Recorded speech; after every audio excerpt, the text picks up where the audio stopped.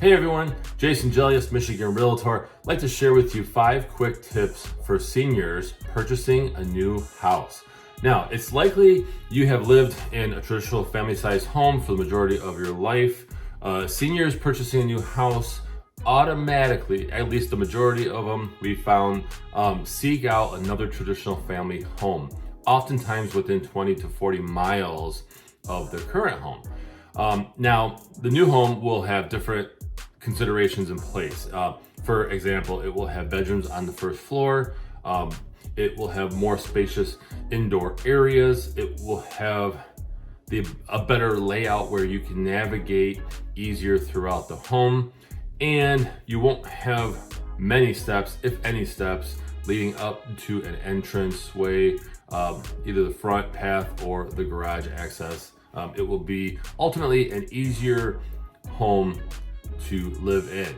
And so seniors have a wider range of living options, right? They're out there. So for example, condos and apartments. Now, many times apartments have elevators if they're multi-story, where you can actually take an elevator up to your floor. So you're not really worried about steps. Condos are great, and they are probably the number one choice for seniors because the exterior maintenance and upkeep is not on the senior to deal with that. However, that does come with extra costs in terms of homeowners associations and other fees that could apply. And if there's any special assessments in place that will cost a little bit more to the condo owner, such as they raise the association fee to replace the outside roof or whatever else is covered, the wood trim, they pave the road, things like that. You might see a temporary increase there. So just be aware of that when you're looking to purchase a condo.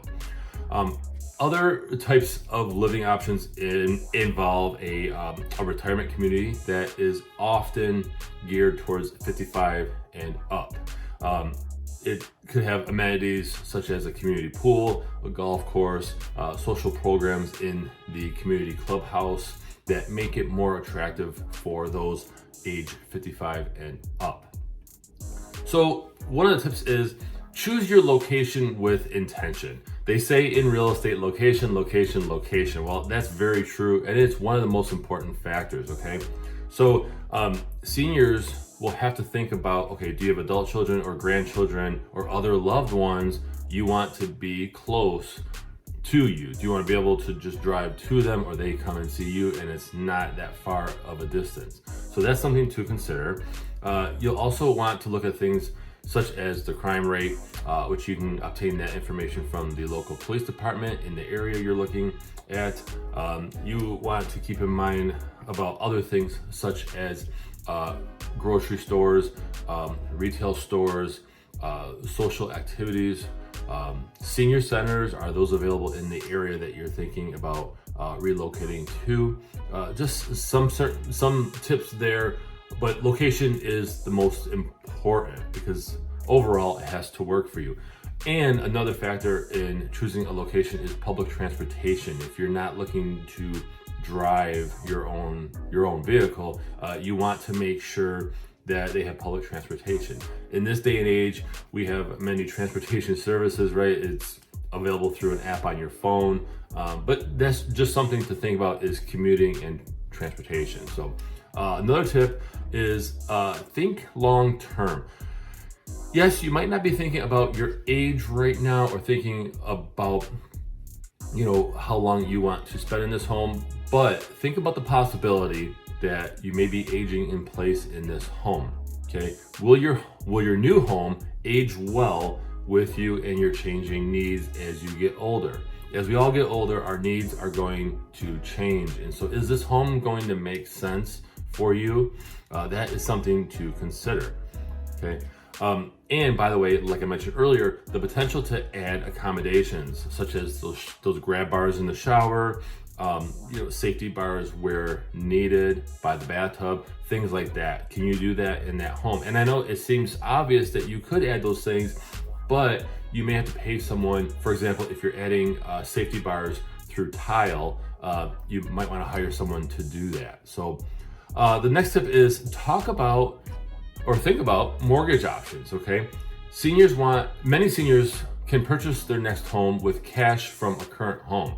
But if you need to get a mortgage, okay, you want to look at what your threshold is for that payment you want to pay each month. Okay, do you want to have a lower payment? Do you want to shop lower in your range? Okay, you don't want to put all your money into your new home, right? You want to have some money left over to assist with daily living.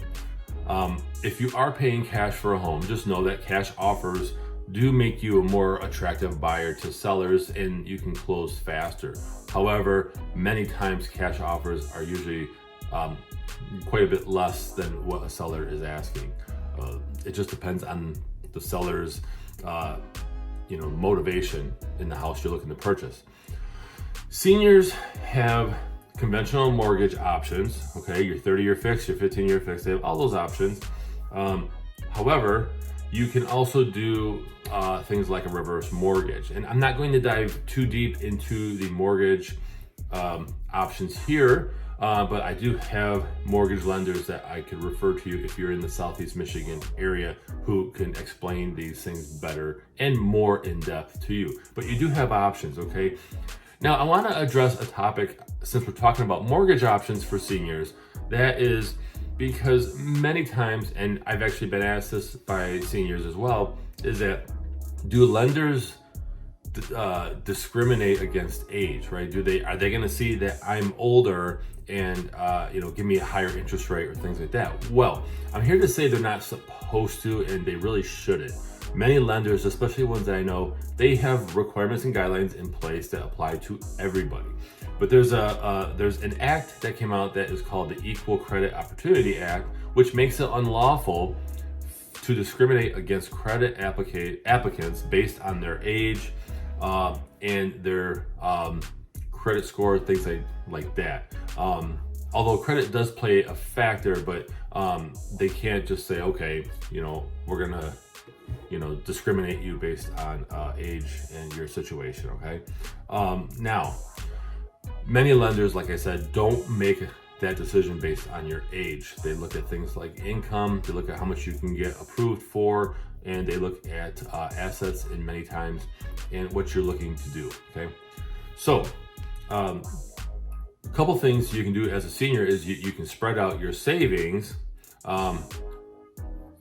towards your down payment, or again, you can take your money from your current home sale or equity and purchase a new home and then sell your home. There's many things that you can do if you're looking to buy a home first before you sell your current home. So now I'm going to share with you the last tip is you can hire the help that you need.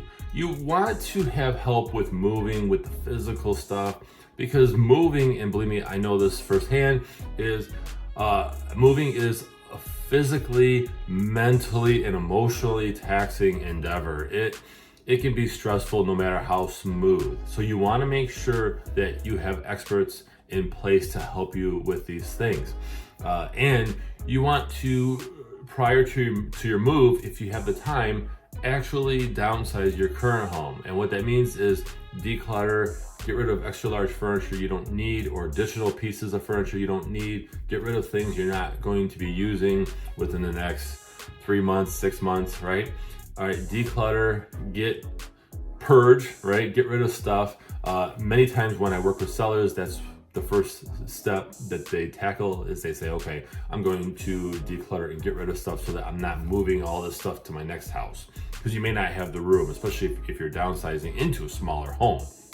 So this, in a nutshell, these are just brief tips on helping seniors purchase a home.